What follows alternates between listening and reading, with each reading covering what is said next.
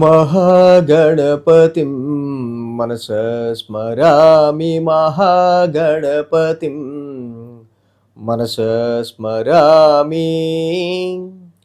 TR creations family అందరికీ నా హృదయపూర్వక ధన్యవాదాలు. సో పరాభవనామ సంవత్సరం తెలుగు నూతన సంవత్సరాది ఈ మార్చి 19వ తారీఖు నుంచి మొదలవుతుంది. ఈ పరాభవనామ సంవత్సరంలో మరి ద్వాదశ రాశుల వారికి ఆదాయ వ్యయాలు, రాజపూజ్య అవమానాలు, గ్రహమూర్తిత్వాలు ఏ విధంగా ఉండబోతున్నాయి.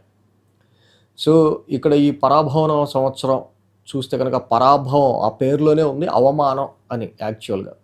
బట్ ఈ పరాభవాన్ని మనం ఆత్మ పరిశీలన సంవత్సరంగా కూడా అభివర్ణించవచ్చు. 2019వ సంవత్సరం ఏదైతే వికారినామ సంవత్సరం, వికారం స్టార్ట్ అవడం, 2020 తర్వాత శార్వరి 2020 చీకట్లు మిగిల్చింది అందరికీ తెలుసు. 21 ప్లవనామ సంవత్సరం, కోతి, ప్లవం అంటేనే కోతి, అటు ఇటు పరిగెత్తు ఉంటే ఒక స్థిరత్వం లేని పరిస్థితి ఎలా ఉంటుందో 2021 అది. అలాగే 2022 శుభకృతు, 23 శోభకృతు, కొంచెం నెమ్మదిగా మళ్ళీ స్థిరపడటం ఈ శుభకృతు శోభకృతు నామ సంవత్సరాల్లో. ఆ తర్వాత మళ్ళీ క్రోధినామ సంవత్సరంలో ప్రభుత్వాల మధ్య వచ్చిన గొడవలు అవన్నీ మనం కూడా కొంచెం చూసాం. ఇక 2025 విశ్వావసు నామ సంవత్సరం.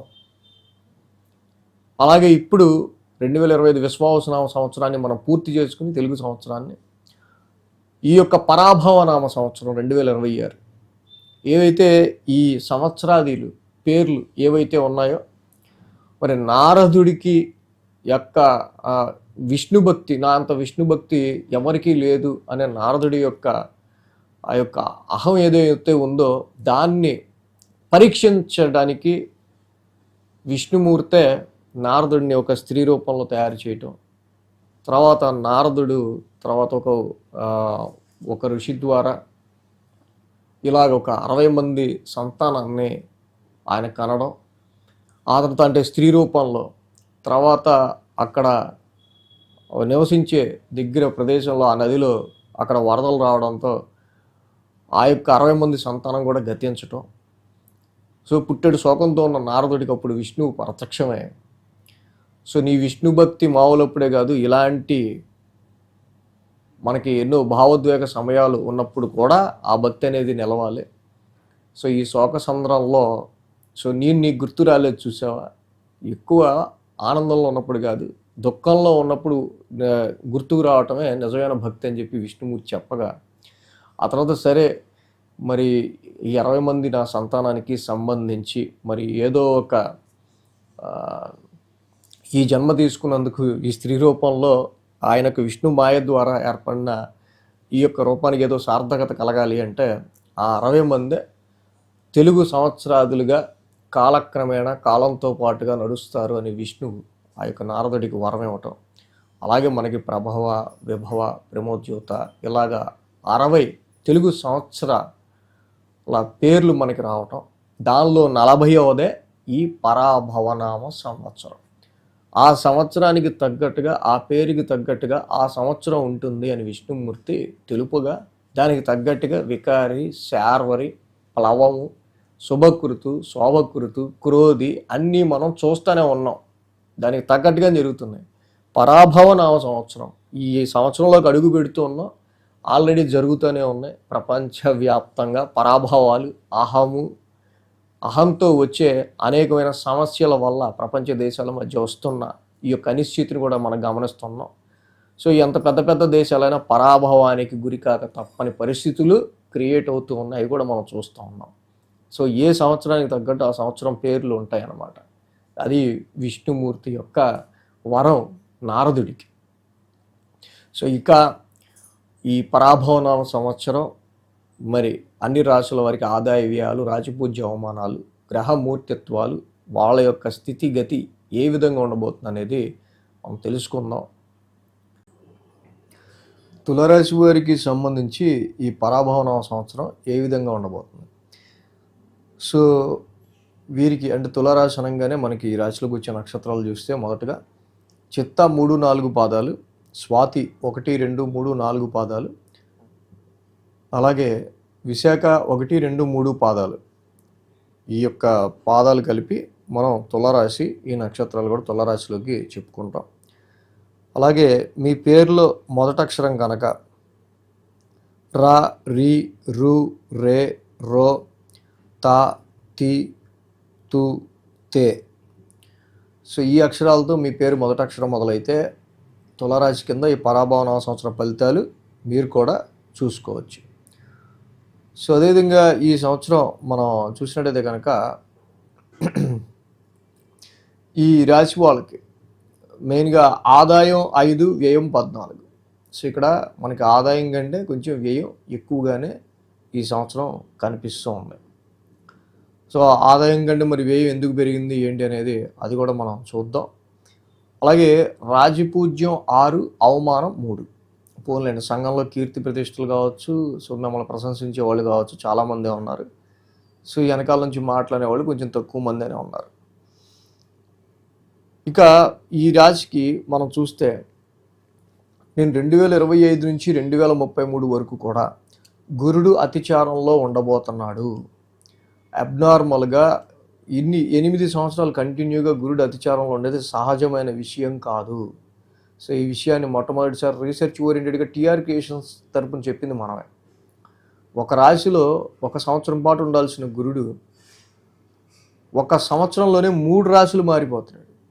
సో 1 సంవత్సర ఫలితాన్ని మనం చెప్పుకోవాలి ఒక రాశికి సంబంధించి. అలాంటి 3 రాశుల ఫలితాలు ఒకే సంవత్సరంలో చెప్పుకుంటున్నామంటే ఎంత ఫాస్ట్ మూమెంట్గా ఉంటుందో ప్రపంచం కూడా మనకు అర్థమవుతుంది. సో అలాగే ఇక్కడ మనం చూస్తే దానిలో వీళ్ళ మూర్తిత్వాల విషయానికి వస్తే జూన్ 1వ తారీఖు వరకు కూడా భాగ్యస్థానంలో ఉంటున్నాడు గురుడు, రచితమూర్తి ఉంటున్నాడు, వెరీ గుడ్. జూన్ 2 నుంచి దశమ స్థానంలోకి ప్రవేశిస్తున్నాడు, ఉచ్చస్థితిలోకి, కర్కాటక రాశిలోకి తామ్రమూర్తిగా. శని భగవానుడు చూస్తే షష్టమ స్థానంలో ఉన్నాడు మీన రాశిలో. ఈ యొక్క రాశి రీత్యా షష్టమ స్థానంలో సువర్ణమూర్తిగా షష్టమ స్థానంలో శని భగవానుడు ఉన్నాడు. అదేవిధంగా రాహుకేతువులు కూడా మనం చూస్తే డిసెంబర్ 5వ తారీఖు వరకు కూడా ఇక్కడ రాహు పంచమ స్థానంలోను, కేతువు లాభస్థానంలోను లోహమూర్తులుగా ఈ రాశి వాళ్ళకి కంటిన్యూ అవుతూ ఉన్నాడు. సో అలాగే డిసెంబర్ 6వ తేదీ నుంచి కూడా ఇక్కడ చతుర్థ స్థానంలోకి రాహువు, మళ్ళీ దశమ స్థానంలోకి కేతువు మారుతూ ఉన్నారు, సువర్ణమూర్తులుగా మారుతూ ఉన్నారు. సో ఇక్కడ ఈ విధంగా మనం ఫలితాలు కనుక చూసినట్టయితే కనుక ఫస్ట్ ఇక్కడ శని యొక్క 6వ ఇంట సంచారం ఏదైతే ఉందో శత్రుత్వానికి వీళ్ళు భయపడరు, సమస్యలకి వీళ్ళు భయపడరు. సో వాటిని ఎదురొడ్డి మనం పోరాడి దాన్ని అధిగమించుకుంటూ ముందుకెళ్ళడమే అనుకుంటారు తప్పించి అది ఆరోగ్యపరమైన సమస్య అయినా శత్రువులకి సంబంధించిన విషయమైనా సరే ఏదైనా సరే. ఆ విధంగా శని షష్టమ స్థానంలో రుణ, రోగ, శత్రుస్థానంలో వాళ్ళకు వచ్చే సమస్యలని బలంగా ఎదుర్కొని ముందుకెళ్ళే ప్రయత్నాన్నే చేయమంటాడు. తద్వారానే వీళ్ళు లాభపడే ఆస్కారాలు ఉంటాయి. అంటే కోర్టు కేసులు జయించడం కావచ్చు, చాలా కాలంగా ఉన్న సమస్య తీరడం వల్ల వీళ్ళకి కొంచెం ఉపశమనం కలిగి మంచి జరగడం కావచ్చు. ఇలాగా గురువుగారు 9వ ఇంట జూన్ 2వ తారీఖు వరకు కూడా ఉంటా ఉన్నారు. సో 9లో చక్కగా మంచి మంచి మెంటర్స్ మీకు పరిచయం అవుతారు. మంచి గురుస్థానం, 9th house is the house of gurus. గురుస్థానంలో గురుడే ఉన్నాడు. ఇక మనం ఏం చెప్పేది ఉంటుంది, దానిలో మీ సీనియర్స్ నుంచి మంచి సపోర్ట్ వస్తుంది. అలాగే సరైన కోర్సులు, హయ్యర్ లెర్నింగ్ స్టడీస్, హైయర్ ఎడ్యుకేషన్కి సంబంధించి, హయ్యర్ నాలెడ్జ్కి సంబంధించి గురుడు మీకు మంచి ఒక ప్రాస్పెక్టివ్ని, ఇంకా నువ్వు జీవితంలో ఎదగాలంటే నీ చేతిలో ఏ స్కిల్ ఉండాలి అనే దాని మీద మీ ఇంటెలిజెన్స్ని, మీ కాన్సన్ట్రేషన్ మరలుస్తాడు. దానికి ట్రైనింగ్ ఇప్పిస్తాడు. అలాగే వ్యాపారం చేస్తుంటే వ్యాపారంలో బ్రాండింగ్ సంబంధించి కావచ్చు. అలాగే మీరు ఉద్యోగం చేస్తున్నట్టే ఆ ఉద్యోగంలోనే ఇంకా ఉన్నతమైన స్థితికి ఆ ఉద్యోగంలో మీరు వెళ్ళాలంటే ఇంకా ఏ స్కిల్ ఉంటే, ఏ అప్గ్రేడ్ అయితే మీరు ఇంకా బెంచి పొజిషన్కి వెళ్తారు. ఇలాంటి వాటిల్లో చాలా వరకు కూడా గురుడు ఇక్కడ మీకు చాలా మంచి ఒక కరెక్ట్ గైడెన్స్ని మీకు ఇస్తూ తీసుకెళ్తాడు. జూన్ 2 నుంచి మళ్ళీ గురు భగవానుడు మీకు ఇక్కడ అక్టోబర్ 30 వరకు కూడా జూన్ 2 నుంచి దశమ స్థానంలోకి ఎంటర్ అవుతున్నాడు. ఈ దశమ స్థానం అనేది జనరల్గా మనకి ఏంటంటే కర్కాటక రాశి అని ఉచ్చక్షేత్రం అయింది. ఉచ్చక్షేత్రంలో గురువు గారి యొక్క ట్రాన్సిట్ చాలా వరకు కూడా ఈ రాశి వాళ్ళకి బాగా కలిసి వస్తుంది. ఎందుకంటే ప్రమోషన్ రావటం కానీ, బాధ్యతలు పెరగటం కానీ, కొంచెం లీడర్షిప్ తీసుకోవటం కానీ, కొంతవరకు ప్రొఫెషనల్ స్టేటస్ ఇంక్రీజ్మెంట్ కానీ, ఉద్యోగంలో మార్పులు కానీ, సో ఇలాంటివి చాలా చాలా చాలా వీళ్ళకి చేంజెస్ అనేవి జూన్ 2వ తారీఖు నుంచి ఉచ్చ స్థితిలో ఉన్న గురుడు వల్ల వస్తాయి. సో కాబట్టి ఇక్కడ శని మాత్రం షష్టమ స్థానంలో వెళ్తూ ఉన్నాడు. శని షష్టమ స్థానంలో ఉన్నాడు కాబట్టి ఉద్యోగంలో మీకు ఎదురవుతున్న పరిస్థితుల్ని, అలాగే ఎదురవుతున్న కాంపిటీషన్ని, వేలెత్తి చూపే వాళ్ళని, వీళ్ళందరినీ కూడా మీరు వాళ్ళని అధిగమించుకుంటూ ఉన్నత శిఖరాలకి మాత్రం ఎదగాల్సి వచ్చే ఆస్కారాలు ఉంటాయి ఇక్కడ. సో అలాగే తర్వాత అక్టోబర్ 31 నుంచి గురుడు మళ్ళీ లాభస్థానంలోకి వెళ్తాడు. సో ఇక్కడ జూన్ నుంచి అక్టోబర్ వరకు ఉద్యోగంలో చాలా వరకు మీకు ఎడిషనల్ బాధ్యతలు, additional director, additional manager, additional బాధ్యతలు పెరిగితే తప్పించి ఎడిషనల్గా ఏం రాదు. ఎడిషనల్గా వచ్చేది ఈ సమయం అక్టోబర్ 31 నుంచి. ఏదైతే గురుడు మీకు లాభస్థానంలోకి అడుగు పెడుతున్నాడో, లాభస్థానంలోకి రావడం వల్ల అప్పుడు జీతం పెరగడం కానీ, బోనస్లు రావడం కానీ, ఇంక్రిమెంట్స్ రావడం కానీ, కొత్త క్లయింట్లు కానీ, కొత్త సర్కిల్ కానీ, మంచి పరిచయాలు కానీ, ఉన్న ఫ్రెండ్స్తోనే ఆ ఫ్రెండ్స్ త్రూనే మీకు మంచి జరగడం కానీ, జాబ్ లేని వాళ్ళకి మంచి రికమెండేషన్స్ కానీ, లేకపోతే మీకున్న దానిలో ఎవరన్నా వాళ్ళ తరపున వాళ్ళు కొంచెం ఇన్ఫ్లుయెన్స్ చేయటం వల్ల మీకు కొంచెం జాబ్ రావటం కానీ, సో ఇలాంటివన్నీ కూడా మంచి గుర్తింపు రావటం కానీ, వ్యాపారంలో లాభాలు కానీ, ఇవన్నీ మనకి అక్టోబర్ 31 తర్వాత గురుడు సింహరాశి మిత్రక్షేత్రంలోకి వస్తాడు. ఆ టైంలో అవన్నీ కూడా గురు భగవానుడి వల్ల ఉన్నాయి. డిసెంబర్ 6వ తారీఖు వరకు కూడా రాహు మీకు ఇక్కడ పంచమ స్థానంలో ఉంటున్నాడు.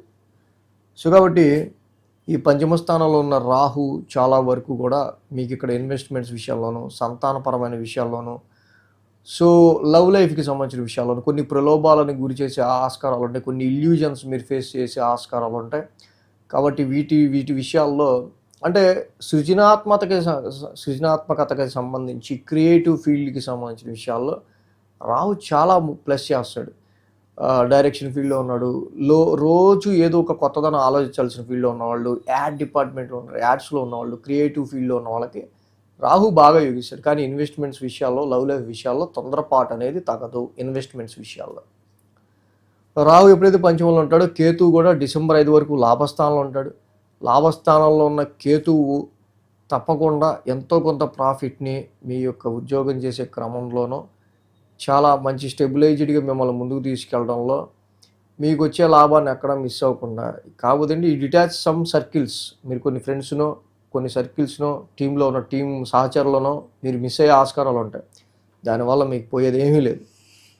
డిసెంబర్ 6 నుంచి రాహు కేతువులు మళ్ళీ చతుర్థ దశమ స్థానంలోకి వస్తున్నారు.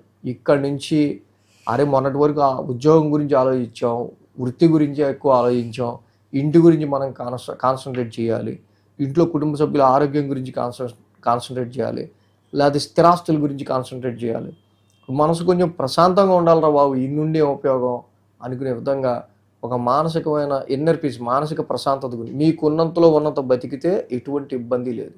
కానీ చతుర్థంలో ఉన్న రాహు మీకు ఉన్నదానిలో తృప్తి పడలేకుండా ఇంకా ఏదో ఆలోచింపజేస్తా, ఏదో ఇంకా మిస్ అవుతున్న ఫీలింగ్ని కలుగజేస్తుంటాడు అర్ధాష్టమంలో డిసెంబర్ 6 నుంచి. మళ్ళీ కేతువు దశమస్థానంలోకి వస్తాడు.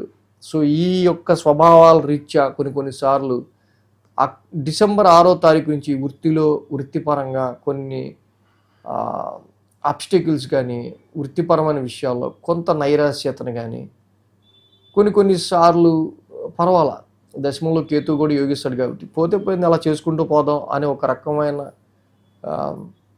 పోటీతత్వంతో కూడిన ఇది కాదు, కానీ జనరల్గా సరే చేద్దాం జాబ్ అనే ఒక రకమైన ఫీలింగ్ని మాత్రమే కేతువు కలిగిస్తూ ఉంటాడు.